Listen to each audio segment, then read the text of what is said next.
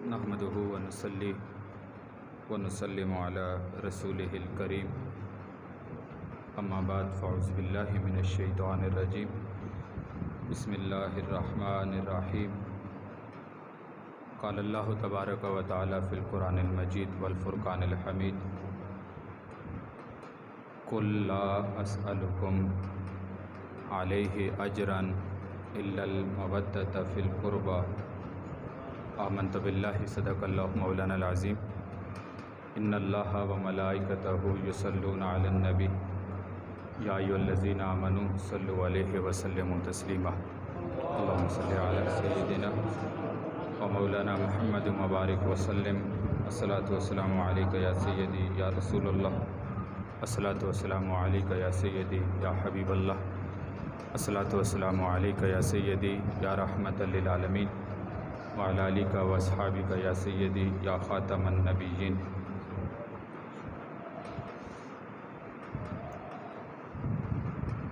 تذکرہ سنیے اب ان کا دل بیدار کے ساتھ، تذکرہ سنیے اب ان کا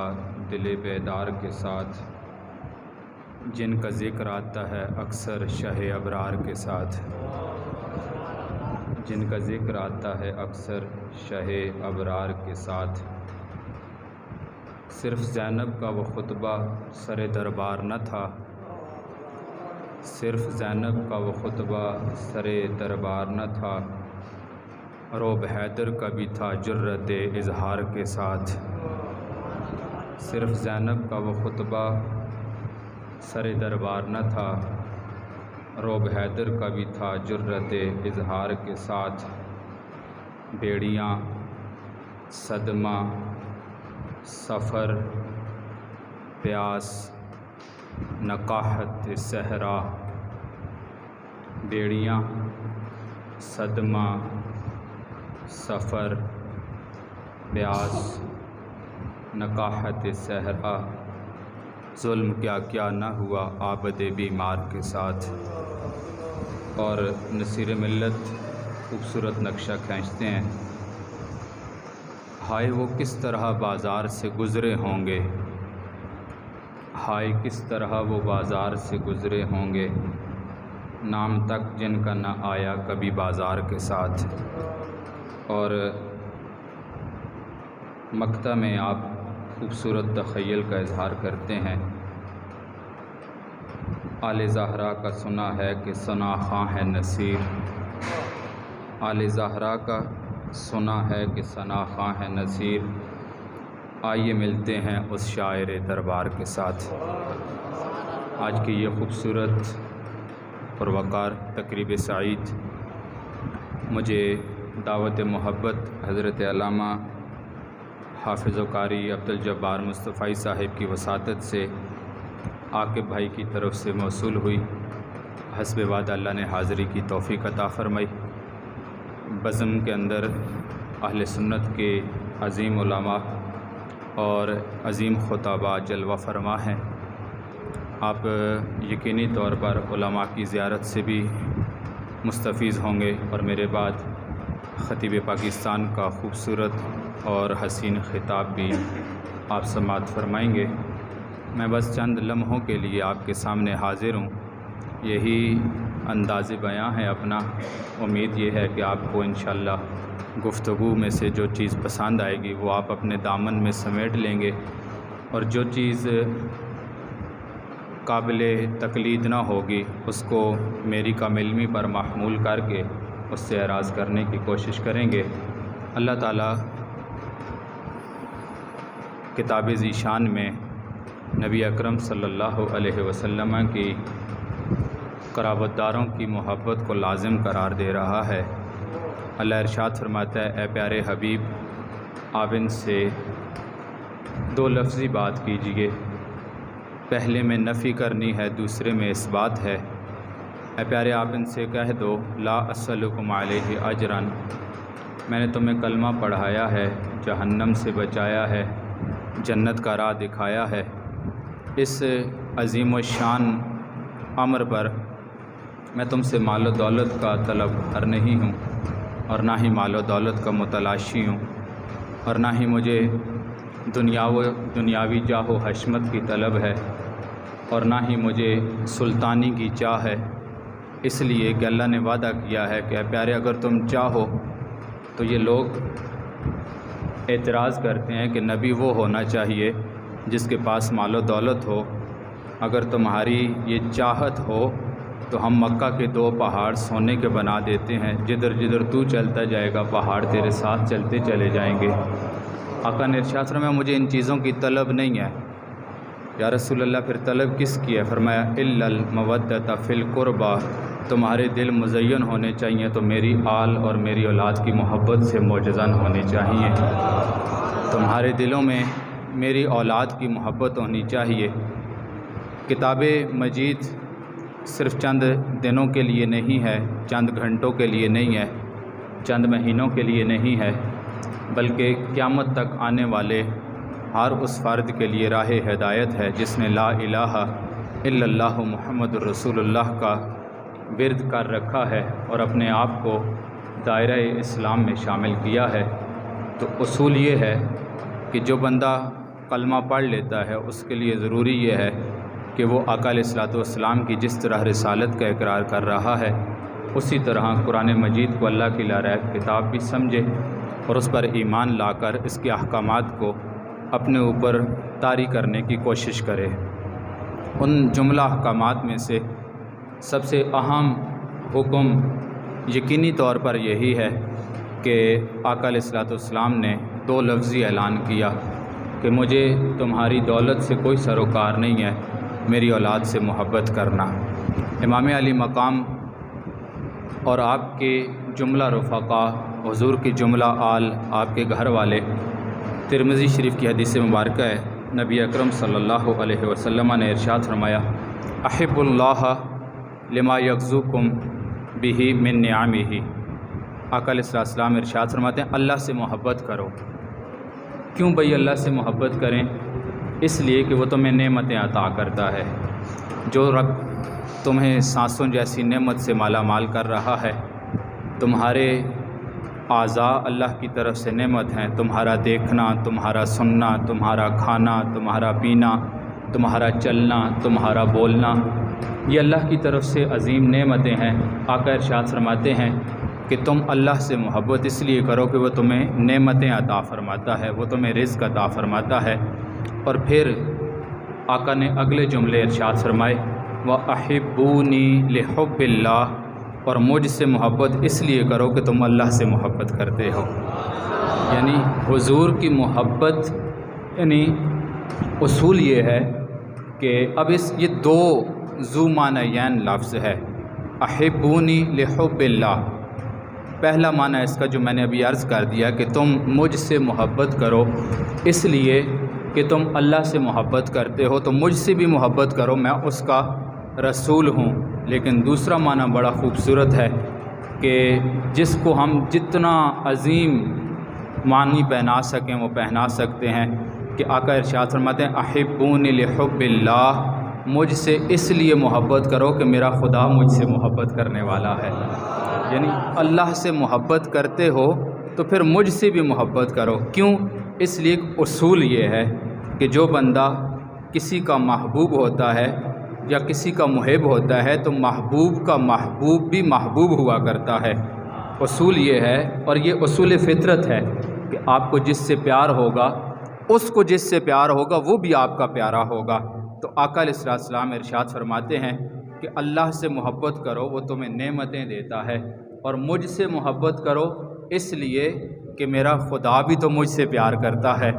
اور پھر اگلا جملہ بڑا خوبصورت ہے وَأَحِبُّوا لِأَهْلِ بَيْتِي لِحُبِّي،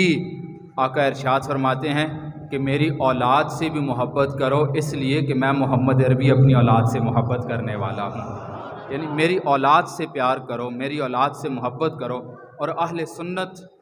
14 صدیوں میں اہل سنت کا یہ دستور ہے کہ اہل سنت جس طرح نبی اکرم صلی اللہ علیہ وسلم کا پیار اور عشق اپنے سینوں میں اور اپنے دامن میں چھپائے ہوئے ہیں، اسی طرح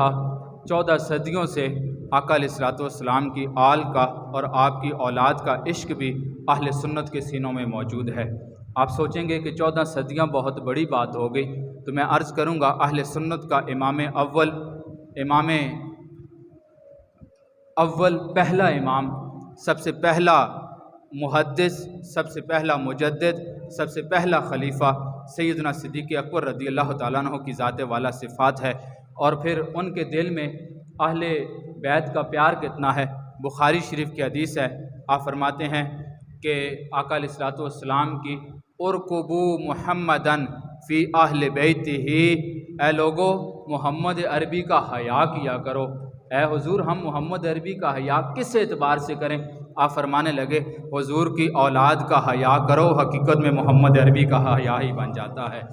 ہمیں 14 صدیاں پہلے امام اول نے ہمیں عقیدہ یہ دیا کہ تمہارے دل اگر دھڑکتے ہیں تو ان میں محمد عربی کی اولاد کی محبت ہونی چاہیے، اور ان کا پیار ہونا چاہیے، ان کا عشق ہونا چاہیے۔ اور پھر آپ سوچ رہے ہوں گے کہ اہل سنت کہاں سے آئے، پھر 14 صدیاں پہلے اہل سنت کہاں ہے؟ تو میدان کربلا میں چلتے ہیں۔ تاریخ کامل جلد 40 میں امام علی مقام کے خطبے کے میں 2 جملے پڑھ کے ایک حدیث اور ذکر کر کے بات کو ختم کروں گا کہ آپ نے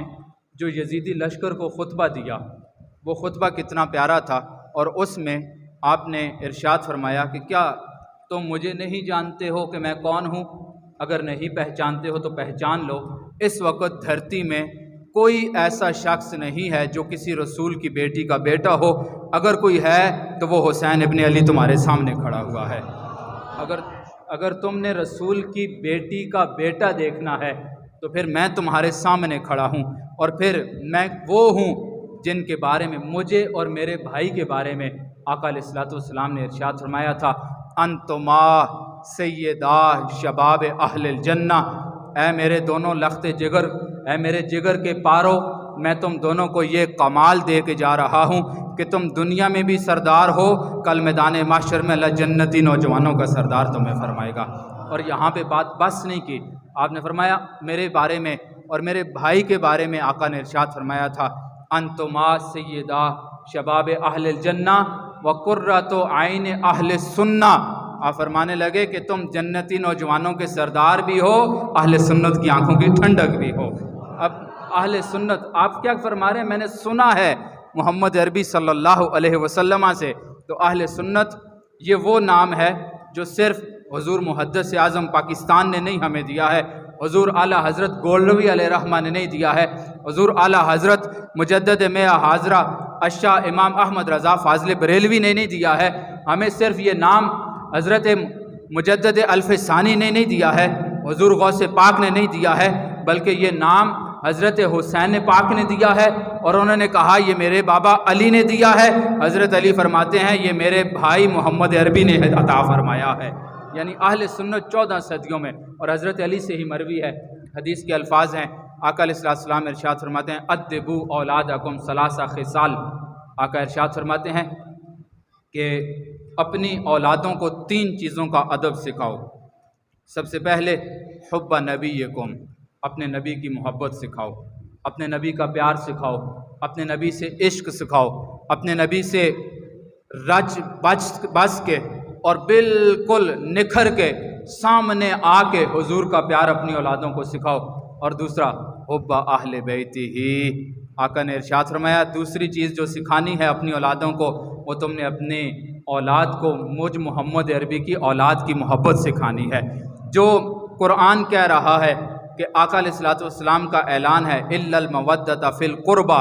قرابت داروں کی محبت چاہتا ہوں، تو پھر حضور بھی یہی چاہ رہے ہیں کہ اے دنیا والو، تمہارے سینوں میں میرا پیار بھی ہونا چاہیے، میری اولاد کا پیار بھی ہونا چاہیے، وتلاوت القرآن، اور قرآن مجید کی تلاوت بھی ہونی چاہیے۔ اس لیے کہ آقا ارشاد فرماتے ہیں جس کا تعلق قرآن کے ساتھ ہوتا ہے، اب قیامت والے دن اللہ اس کو کمال یہ عطا فرمائے گا کہ جو دنیا میں قرآن سے اپنا تعلق جوڑتا ہے، اللہ کل قیامت والے دن عرش کا سایہ اس بندے کو نصیب فرماتا ہے۔ تو میں نے کہا کہ قرآن کے ساتھ اپنا تعلق ہم جوڑیں گے تو کیا جوڑیں گے؟ ایک دن پڑھیں گے تو دوسرے دن چھوڑیں گے، 2 دن پڑھیں گے تو تیسرے دن چھوڑیں گے، 4 دن پڑھیں گے تو چھٹے دن چھوڑ دیں گے، لیکن آئیے ہم کربلا کے میدان میں جا کے دیکھتے ہیں کہ جب کوئی قرآن سے تعلق جوڑ رہا ہے تو ظاہری حیات میں ہی جوڑ لے گا، جب تک سانس چل رہی ہے تعلق جڑ چکا ہے، قرآن پڑھا جا رہا ہے، لیکن یہ سانسیں بند ہوتی ہیں تو قرآن سے تعلق ختم ہے انسان کا۔ اب اگرچہ قرآن قبر میں بھی دستگیری کرتا ہے، میدان محشر میں بھی دستگیری کرے گا اور انسان کو ساتھ لے کے جنت میں جائے گا، لیکن بظاہر پڑھنے والا جو تعلق ہے، یہاں الحمد کی الف لام سے لے کر والناس کی سین تک جو انسان قرآن کی تلاوت کرنے والا ہے، جب زبان سے سانس نکل جاتی ہے، بدن اور سانس کا تعلق آپس میں ٹوٹ جاتا ہے، انسان کی زبان ساکن ہے، انسان کی زبان ساکت ہے، اب اس کے لبوں پہ قرآن جاری نہیں ہوتا، اس کی زبان غیر متحرک ہوتی ہے، قرآن پڑھنا بھول جاتی ہے۔ لیکن قربان جاؤں حضور کے نواسے پہ کہ حضور کی اس حدیث مبارکہ پر یوں عمل کیا ہے کہ زمانے نے دیکھا کہ جب زندہ ہے تو قرآن پڑھ رہے ہیں، حضر میں ہیں تو قرآن پڑھ رہے ہیں، سفر میں ہیں تو قرآن پڑھ رہے ہیں، میدان جہاد میں ہیں تو قرآن پڑھ رہے ہیں، اور ایک وقت ایسا آیا سر کٹ کے بدن سے جدا ہو چکا ہے، زبان بے حس و حرکت نہیں ہوتی ہے، بدن سارا غیر متحرک ہو چکا ہے، لیکن آپ نے بتلایا یہ کہ حسین نے قرآن کے ساتھ وہ تعلق قائم کیا ہے، وہ تعلق جوڑا ہے کہ بدن جدا ہوتا ہے تو ہوتا رہے، حسین کی زبان سے نانے کا قرآن کبھی بھی جدا نہیں ہو سکتا ہے۔ امام علی مقام نے میدان کربلا میں ہمیں یہ درس دیا کہ قرآن کے ساتھ تمہارا تعلق کیسا ہونا چاہیے۔ آقا علیہ الصلوۃ والسلام کے فرمانے علی شان ہے، آقا ارشاد فرماتے ہیں انی تارک فیکم الثقلین، دو بھاری چیزیں چھوڑے جا رہا ہوں، اطرتی و اہل بیتی، پہلی چیز میری اولاد ہے، میری آل ہے، میری نسبت والے ہیں، اور دوسرا قرآن مجید ہے، جو ان سے تعلق جوڑے گا لن یفترقا حتی یردا علی الحوض، آقا فرماتے ہیں کہ جو تعلق ان سے جوڑے، اگر دنیا میں غریب ہے تو غریب رہے گا، کوئی حرج نہیں ہے، مال و دولت نہیں ملا تو کوئی بات نہیں ہے، کل میدان محشر میں لوگ پیاس کے ذریعے بالکل پریشانی کے عالم میں ہوں گے، جن کا تعلق ان دونوں کے ساتھ ہوگا میں ان کو کمال یہ دے رہا ہوں کہ میدان محشر میں یہ قرآن بھی رہنمائی کرے گا، میری آل بھی رہنمائی کرے گی، مجھ محمد عربی کے پاس حوض کوثر میں لے کے حاضر ہو جائیں گے۔ اور پھر آخری درس فکر بات میری ختم، جہاں پہ ہم نے حضور کی اولاد سے محبت کیا ہے،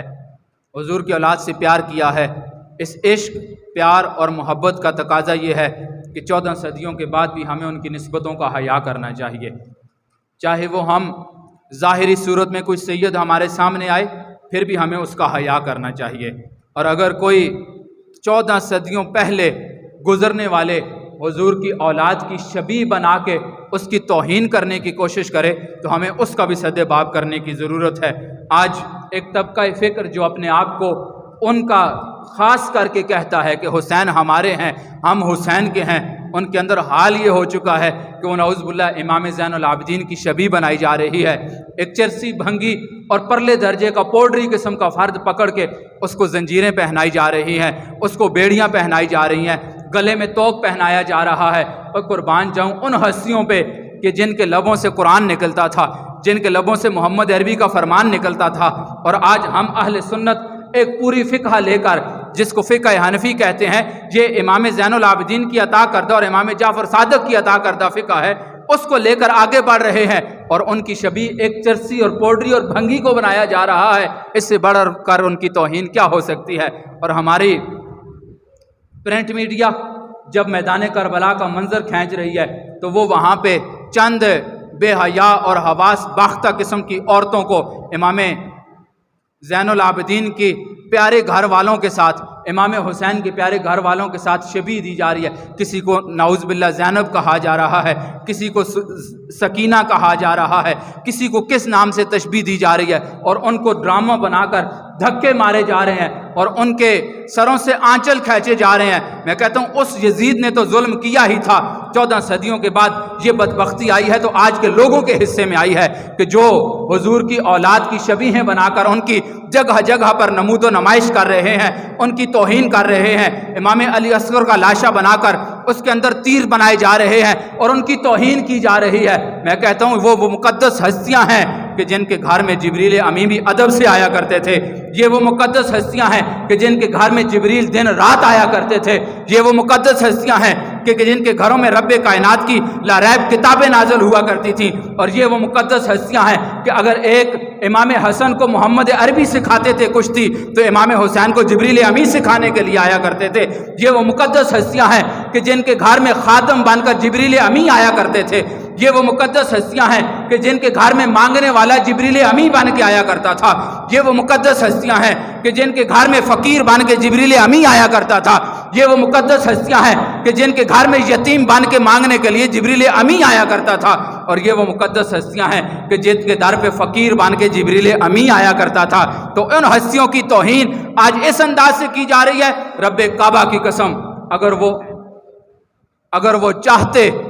اگر وہ خواہش کرتے تو میدان کربلا میں صرف ایک ہاتھ اٹھانے کی دیر تھی۔ امام عالی مقام اپنا ہاتھ بلند کرتے، ہے باری تعالیٰ ان کو نیست و نابود فرما دے، تو رب کعبہ کی قسم، رب کائنات امام عالی مقام کو ان سے نجات عطا فرماتا۔ لیکن امام جانتے تھے کہ یہ امتحان ہے، اور اس امتحان میں پاس وہی ہوگا کہ اگر نانے کا دین بچانا ہے تو حسین کا سر کٹنا ہوگا، اگر نانے کا دین بچانا ہے تو حسین کے علی اصغر کے حلق پہ تیر چلنا ہوگا، اگر نانے کا دین بچانا ہے تو حسین کے بازو کٹائے، حسین کے بھائی کے بازو کٹنے ہوں گے، اگر نانے کا دین بچانا ہے تو علی اکبر کی جوانی کو لٹنا ہوگا، اگر نانے کا دین بچانا ہے تو پھر میدان کرب و بلا میں حسین نے اپنا سر کٹوانا ہوگا، اور نیزے کی نوک پہ کھڑے ہو کے اور نیزے کی نوک پہ چڑھ کے قرآن سنا کے دنیا والوں کو یہ بتانا ہوگا کہ اے دنیا والو، حسین نے اپنا سر کٹا دیا ہے، محمد عربی کے دین کو زندہ کر کے جا رہا ہے۔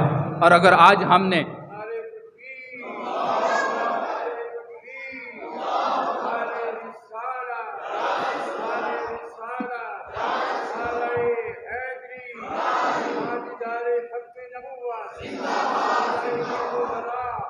زندہ باد، زندہ باد، زندہ باد۔ اور یہ مشن کربلا ہے۔ اور پھر میں نے جو آیا مقدسہ پڑھی، آقا ارشاد فرماتے ہیں مجھے تمہارے پیسوں کی ضرورت نہیں ہے، محبت چاہتا ہوں۔ نبی اکرم حضرت حذیفہ، بلکہ حضرت یعلا بن مرہ سے ایک حدیث اور دوسری حضرت حذیفہ سے مروی، حضرت یعلا بن مرہ فرماتے ہیں ایک دن محمد عربی صلی اللہ علیہ وسلم کے ایک مکان پہ دعوت، آقا نے فرمایا یعلا چلو اکٹھے چلتے ہیں۔ دعوت کے لیے نکلے، آقا علیہ الصلوۃ والسلام تشریف لے جا رہے ہیں، راستے میں دیکھا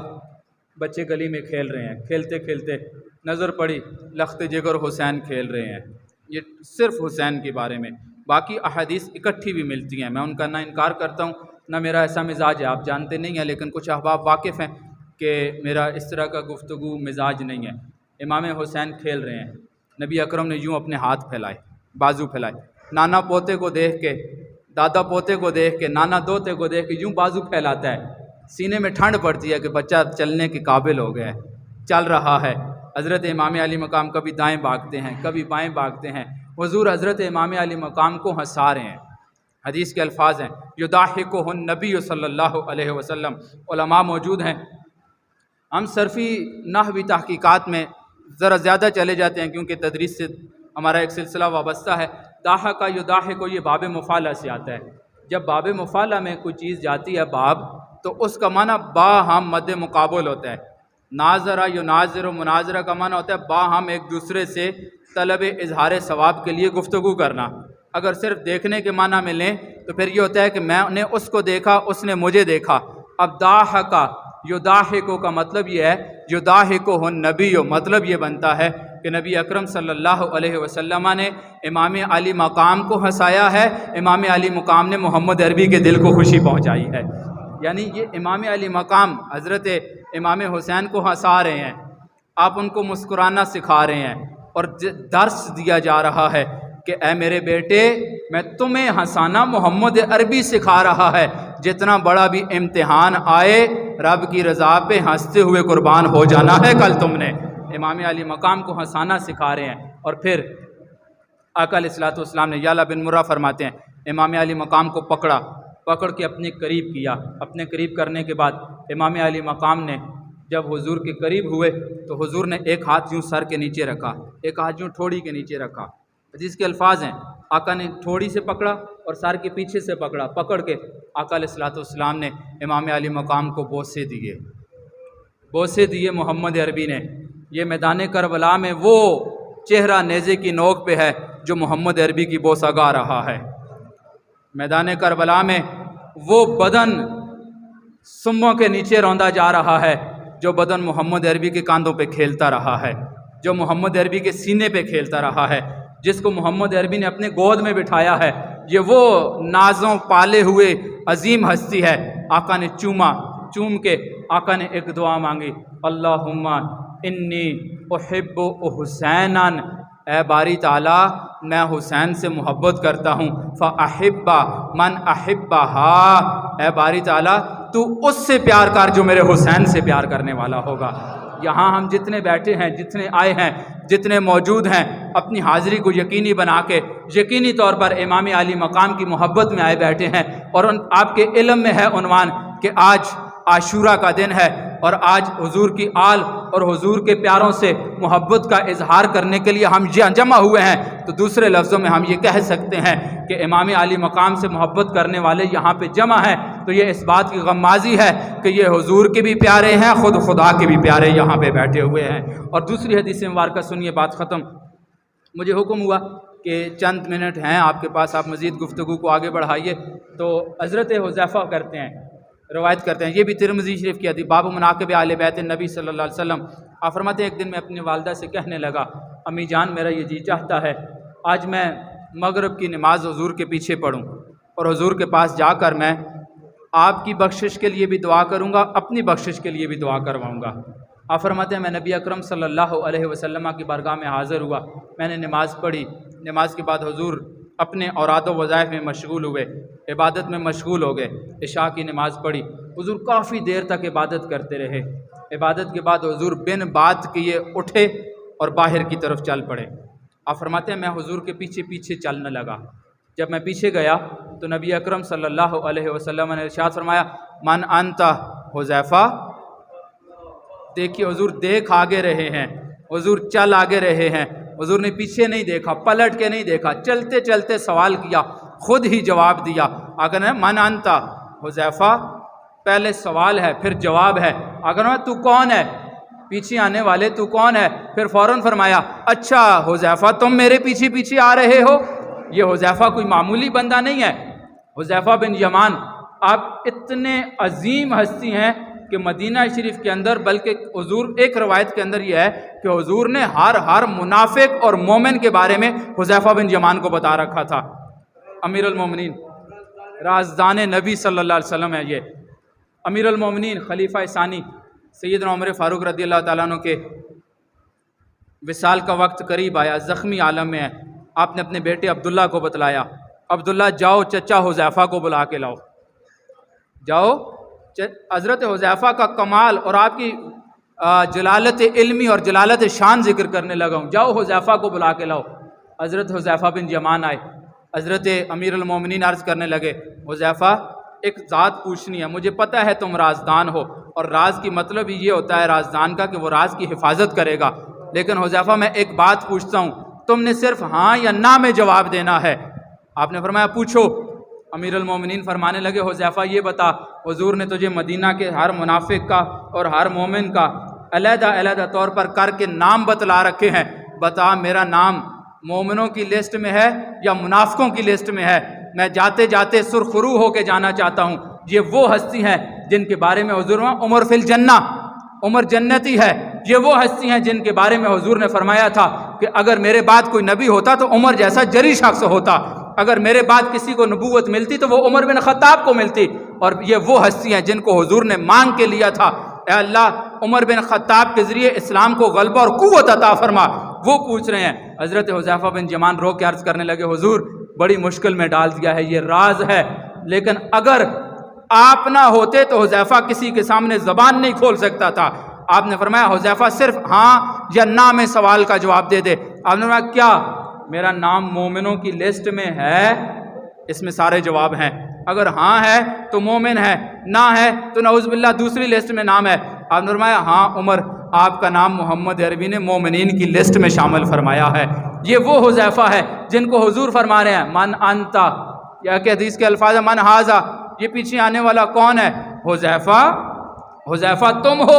آپ نے عرض کی جی یا رسول اللہ، غفر اللہ لک ولی امک، اے اللہ اے حذیفہ اللہ تیرے بھی گناہ معاف فرمائے، اللہ تیری ماں کے گناہوں کو بھی معاف فرما دے۔ حذیفہ نے بات اپنے گھر میں کی ہے، مدینہ سے باہر رہنے والا بندہ ہے، اپنی ماں سے بات کی، دیوار نے سنا ہے یا ماں نے سنا ہے، تیسرے بندے کو نہیں پتا کہ بات کیا ہو رہی ہے۔ لیکن حذیفہ جب محمد عربی کی بارگاہ میں حاضر ہوتے ہیں، حضور نے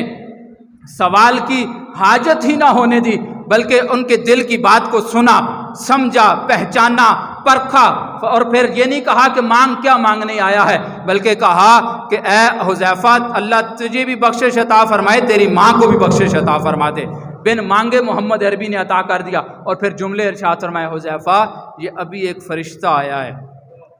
یہ فرشتہ جو ابھی آیا ہے نا میرے پاس، اس کی شان یہ ہے کہ یہ اس سے پہلے کبھی زمین پہ نہیں آیا، اس سے پہلے کبھی زمین پہ بھی نہیں آیا۔ اب یہ ایک بات ذہن میں رکھیے، یہ نہیں ہے کہ وہ جبریل امین سے عرفہ اور اعلیٰ ہو گئے، لیکن کبھی کسی خاص مقام کے لیے، کسی خاص موقع کے لیے، کسی خاص پیغام کے لیے کسی خاص ہستی کو بھیجا جاتا ہے۔ تو یہ مقام اتنا خاص ہے، یہ موقع اتنا خاص ہے، یہ پیغام اتنا خاص ہے کہ اس کو بھیجا جو پہلے کبھی آیا ہی نہیں ہے۔ پیغام کیا ہے؟ آقا علیہ السلام نے ارشاد فرمایا، اس فرشتے نے آ کے مجھے خبر دی ہے، فاطمہ تو سیدۃ نساء اہل الجنہ۔ اے محمد عربی، اللہ تبارک و تعالیٰ ارشاد فرماتا ہے کہ یہ جو آپ کی بیٹی فاطمہ ہے نا، یہ بظاہر اس کے کپڑے عرفہ اور اعلیٰ نہیں ہیں، بظاہر یہ کسی بادشاہ کی بیٹی نہیں ہے، بظاہر اس کے ہاں خدام کی اور نوکروں چاکروں کی بہاریں نہیں ہیں، لیکن اللہ نے وعدہ یہ کر رکھا ہے کہ اللہ نے اس کو جنتی عورتوں کا سردار ہونے کا شرف عطا فرما دیا ہے۔ اور پھر یہاں پہ بس نہیں ہے، الحسن والحسین سیدا شباب اہل الجنہ، حسن و حسین کو اللہ نے جنتی نوجوانوں کا سردار بنا دیا ہے۔ اور یہ وہ ہستیاں ہیں۔ میدان کربلا کا دو لفظی پیغام یہ ہے کہ وہاں میدان کربلا کے مردوں نے صبر کا دامن نہیں چھوڑا، اور میدان کربلا میں حضور کی بیٹیوں نے حیا کا دامن اپنے ہاتھ سے نہیں چھوڑا ہے۔ ہمیں دو لفظی پیغام، صبر میں ہر چیز ہے، صابر بندہ بے نمازی نہیں ہو سکتا، صابر بندہ روزے چھوڑنے والا نہیں ہو سکتا، اس لیے کہ صبر کرنے والا جن کی صفت ہے، اس سے پہلے اوپر جو معاملات ذکر ہوئے ہیں نا، فاذکرونی اذکرکم واشکروا لی ولا تکفرون، یہ آگے چلیں تو اس میں نماز کا ذکر ہے، نماز سے بھی مدد مانگنے والا ہوتا ہے۔ صابر بندہ ہوتا ہی وہ ہے جو نمازی ہوتا ہے، جو اللہ اور اس کے رسول کی نسبتوں کا حیا کرنے والا ہوتا ہے۔ ہمارے لیے ضروری یہ ہے کہ ہم آج کے دن یہ عہد کریں کہ ہم حسینی مشن کو اپنائیں گے۔ حسینی مشن یہ ہے کہ حیا کا دامن، حسینی مشن یہ ہے صبر کا دامن، حسینی مشن یہ ہے نماز قضا نہ ہو، حسینی مشن یہ ہے قرآن قضا نہ ہو، اور حسینی مشن یہ ہے کہ جس دور میں، جس وقت بھی، جب بھی یزید اپنے پھن پھیلانے کی کوشش کرے، آپ نے دائیں بائیں نہیں دیکھنا ہے، میں اکیلا ہوں، ساتھ کوئی ہے، تیسرا چوتھا پانچواں کوئی ہے یا نہیں ہے، ایک بندہ بھی کھڑا ہو جائے حسینی بن کے، اگرچہ وہ بندہ دنیا سے چلا جائے گا لیکن رب کائنات اس کے نظریے کو زندہ فرما دیا کرتا ہے۔ اللہ تبارک و تعالی آپ احباب کا آنا، ہمارا رل مل بیٹھنا اپنی بارگاہ میں قبول و منظور فرمائی، صدارت فرمائی یادگار اسلاف عالم نبیل فاضل جلیل امام و خطیب جامع مسجد حاضہ حضرت العلامہ مولانا محمد صدیق رضوی صاحب، اللہ تبارک و تعالیٰ آپ کا سایہ تادیر مسلک حقہ اہل سنت والجماعت پہ قائم اور دائم رکھے۔ اور آپ کے ساتھ احباب اسماء سے میں ناواقف ہوں، اور جتنے احباب تشریف ہے اللہ سب کا آنا اپنی بارگاہ میں قبول فرمائے۔ میں نے جو کہا آپ نے سنا، میرا کہا سنا اللہ اپنی بارگاہ میں قبول و منظور فرمائے، کمی کوتاہی اللہ اپنے حبیب کے صدقے معافی عطا فرمائے۔ اب جس کے جی میں آئے، بلکہ یہ میں اکثر پڑھتا ہوں لیکن اہل سنت حضور کی اولاد کی جو شان ہے وہ دو لفظوں میں بات کو ختم کرتا ہوں۔ بے اجازت جن کے گھر جبریل بھی آتے نہیں، قدر والے جانتے ہیں قدر و شان اہل بیت۔ اہل بیت پاک سے گستاخیاں بے باقیاں، لعنت اللہ علیکم دشمنان اہل بیت۔ اور بے ادب گستاخ فرقے کو سنا دو ہے حسن، یوں کہا کرتے ہیں سنی داستان اہل بیت، وما علینا الا البلاغ۔ بسم اللہ الرحمن الرحیم۔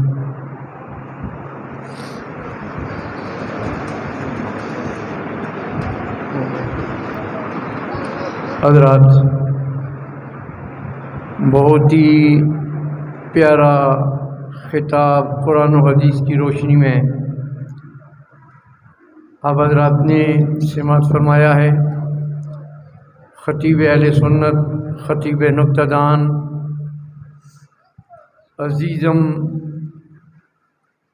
مفتی قاضی ماجد علی صاحب ابدالی، مدرس جامعہ فیض القرآن حسن ابدال، آپ نے بہت ہی عمدہ میسج، خوبصورت پیغام آپ حضرات کو سنایا ہے۔ قرآن و حدیث کی روشنی میں ان باتوں کو ہمیشہ ہمیشہ کے لیے یاد رکھنا چاہیے کہ نہیں کبھی آپ نے سنا، معزوز ہوئے اور بھول گئے۔ یہ وہ ایسی باتیں ہیں کہ جن سے عقائد بھی درست ہوتے ہیں، اعمال بھی درست ہوتے ہیں۔ الحمدللہ ثم الحمدللہ۔ اللہ تعالیٰ عزیز مفتی صاحب کے علم و عمل میں مزید برکتیں اور خیر کثیر عطا فرمائے۔ ابھی اب حضرات نے یہ بھی پیغام سنا ہے کہ نماز کتنی ضروری ہے۔ امام علی مقام رضی اللہ تعالی عنہ نے میدان کرب و بلا میں بھی نماز کو نہیں چھوڑا۔ آج ہم اس پرامن ماحول میں نماز سے غافل ہو جائیں، نماز میں سستی کریں، کوتاہی کریں، پڑھ لیں گے، ابھی ٹائم ہے دیکھ لیں گے، یہ بالکل آداب کے خلاف ہے۔ نماز کا ٹائم بھی ہو رہا ہے، اذان بھی ہوتی ہے، ہم سب نے باجماعت تکبیر اولیٰ کا بھی خیال کرنا ہے۔ نماز انشاءاللہ ضرور ہم باجماعت ادا کریں گے۔ نماز کے فوراً بعد انشاءاللہ یہیں پر اجتماعی دعا ہوگی، اور دعا آپ کو پتہ ہے کتنی عام شے ہوتی ہے دعا، ساری محفل کا مغز اور نچوڑ دعا ہوا کرتی ہے۔ اب ہم سب آج مانگنے کے لیے آئے ہیں۔ یوم عاشور ہے، مبارک دن ہے، اللہ کا بابرکت گھر ہے، مل بیٹھ کے رب کی بارگاہ میں استغفار کریں گے، دعا مانگیں گے۔ دعا کے بعد انشاءاللہ العظیم یہیں پر لنگر حسینی کا بہترین انتظام ہے۔ آپ تمام احباب سے گزارش ہے کہ سب حضرات لنگر کھا کر تناول فرما کر آپ کو اجازت ہوگی۔ اب سب حضرات نے یہ کمال آداب کے ساتھ نماز ظہر ادا کرنی ہے۔ ابھی اذان ہوگی، اور ہمارے اس علاقے کی بہت پیاری تنظیم انجمن غلامان عشق رسول کے یہ نوجوان جو بچے ہیں، انہوں نے ماشاءاللہ یہ خوبصورت اہتمام محفل کے حوالے سے انہوں نے منعقد کیا ہے۔ اللہ ان کو برکتیں عطا فرمائے، اللہ تعالیٰ صاحب کا حامی و ناصر ہو۔ جن حضرات کا وضو ہے صفے بنا لیں، جن کا وضو نہیں ہے وہ حضرات وضو فرما لیں۔ ابھی اذان ہوتی ہے، ساتھ انشاءاللہ پھر جماعت ہوگی، نماز کے بعد انشاءاللہ دعا ہوگی۔ اذان شروع کریں۔